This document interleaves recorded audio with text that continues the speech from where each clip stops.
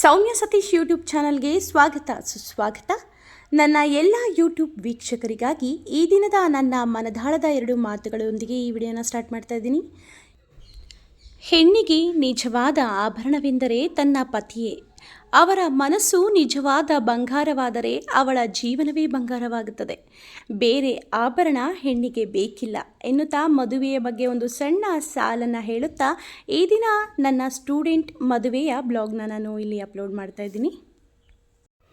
ಈ ವಿಡಿಯೋದಲ್ಲಿ ನನ್ನ ಹಳೆಯ ವಿದ್ಯಾರ್ಥಿಯ ಮದುವೆಯ ಒಂದು ಸಂಭ್ರಮದ ಕೆಲವು ಫೋಟೋಸ್ನ ನಾನು ಹಂಚಿಕೊಳ್ತಾ ಇದ್ದೀನಿ. ಅಲ್ಲಿ ಕಳೆದಂತಹ ಕೆಲವು ಗಂಟೆಗಳ ಒಂದು ಸವಿ ನೆನಪನ್ನು ನಾನು ಈ ವಿಡಿಯೋದಲ್ಲಿ ಹಂಚ್ಕೊಳ್ತಾ ಇದ್ದೀನಿ. ಸೊ ನನ್ನ ಹಳೆಯ ವಿದ್ಯಾರ್ಥಿ, ಅವರ ಪೋಷಕರು ಸಹ ನನಗೆ ತುಂಬಾ ಆತ್ಮೀಯರು. ಅವರು ನೀವು ಬರಲೇಬೇಕು ಮೇಡಮ್ ಮದುವೆಗೆ ಅಂತ ಇನ್ವೈಟ್ ಮಾಡಿದ್ರಿಂದ ನಾನು ಕುಟುಂಬದ ಜೊತೆ ಮದುವೆಗೆ ಹೋದೆ. ಸೊ ಅವರ ಜೋಡಿ ನವದಂಪತಿಗಳಂತೂ ತುಂಬ ಚೆನ್ನಾಗಿದ್ದರು.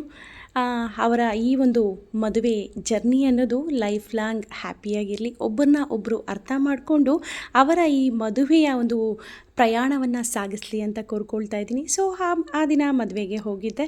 ಸೊ ಅಲ್ಲಂತೂ ನಾವು ರಿಸೆಪ್ಷನ್ಗೆ ಹೋಗಿ ಫೋಟೋಸ್ ಎಲ್ಲ ಹಿಡ್ಕೊಂಡು ನೆಕ್ಸ್ಟು ಊಟಕ್ಕೆ ಬಂದ್ರಿ. ಊಟ ಅಂತೂ ಎಲ್ಲ ತುಂಬ ಚೆನ್ನಾಗಿ ಮಾಡಿಸಿದ್ರು, ತುಂಬ ವೆರೈಟೀಸ್ ಮಾಡಿಸಿದ್ರು. ನನಗಂತೂ ಅದರಲ್ಲಿ ತುಂಬ ಇಷ್ಟ ಆಗಿದ್ದಂತೂ ಇಡ್ಲಿ ಚಟ್ನಿ ಅಂತೂ ಸೂಪರಾಗಿತ್ತು. ಸೊ ಮದುವೆ ಊಟ ಎಲ್ಲ ತುಂಬ ಚೆನ್ನಾಗಿತ್ತು. ಮತ್ತು ನನ್ನ ಹಳೆಯ ವಿದ್ಯಾರ್ಥಿಗಳು ಒಂದು ಇಬ್ಬರು ಬಂದಿದ್ದರು. ಈ ಇಬ್ಬರು ಅವ್ರ ಜೊತೆ ಮತ್ತೆ ಬನ್ನಿ ಮ್ಯಾಮ್ ಹೋಗೋಣ ಫೋಟೋ ಇಟ್ಕೊಳ್ಳೋಣ ಅಂತ ಅಂದರು. ಅದಕ್ಕೆ ಅವ್ರ ಜೊತೆ ಹೋಗ್ಬಿಟ್ಟು ಮತ್ತೆ ನಾನು ನನ್ನ ವಿದ್ಯಾರ್ಥಿಯ ಜೊತೆ ಒಂದೆರಡು ಫೋಟೋಸ್ನ ಹಿಡ್ಕೊಂಡು, ಮತ್ತು ಅವರು ನನ್ನ ಹಳೆಯ ವಿದ್ಯಾರ್ಥಿ ಆಗಿದ್ದರಿಂದ ಸೊ ಅವರೂ ಸಹ ಒಬ್ಬ ಓದ್ತಾ ಇದ್ದಾನೆ, ಇನ್ನೊಬ್ಬ ಬಂದು ಫ್ಲವರ್ ಡೆಕೋರೇಷನ್ನ ಮಾಡ್ತಾ ಇದ್ದಾನೆ. ನನಗೂ ಖುಷಿ ಆಯಿತು.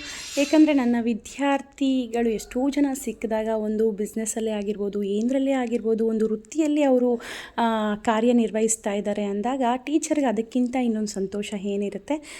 ಸೊ ಇವನು ಸಹ ಒಂದು ಫ್ಲವರ್ ಡೆಕೋರೇಷನ್ ಮಾಡ್ತಿದ್ದಾನೆ. ನೋಡಿ, ಕಾಂಟ್ಯಾಕ್ಟ್ ನಂಬರ್ನ ನಾನು ಇಲ್ಲಿ ಹಾಕಿದ್ದೀನಿ.